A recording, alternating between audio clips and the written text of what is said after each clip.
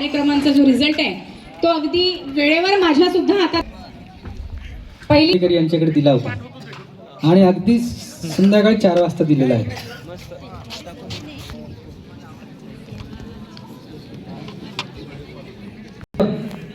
या हो Donald Trump तुम्हीच दोघं जण तुमची तर इस्रायल आणि पॅलेस्टाईनची चर्चा वाटत राहिली म्हणजे इकडे जा.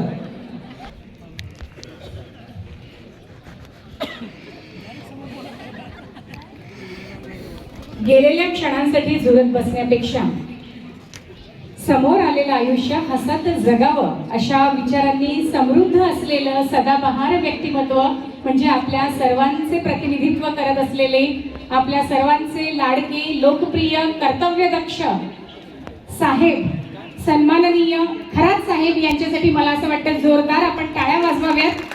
आजचा हा समारंभ इतका उत्साहात पार पडतोय.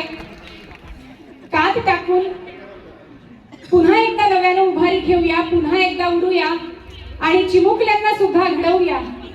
त्यासाठी आयोजित ही क्रीडा स्पर्धा आणि येत्या 12, 13 आणि 14 तारखेला आपल्याला यजमान पद मिळालंय विभागीय क्रीडा स्पर्धेचं. आपल्यासाठी अतिशय आनंदाची गोष्ट आहे.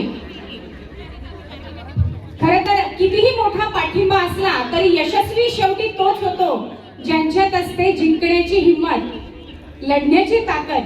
कारण जगातली सर्वात मोठी स्पर्धा ही स्वतःला सिद्ध करण्यासाठी असते, ती इतरांना हरवण्यासाठी कधीच नसते. आणि म्हणून आपण स्वतःला प्रत्येक वेळी सिद्ध केलं पाहिजे.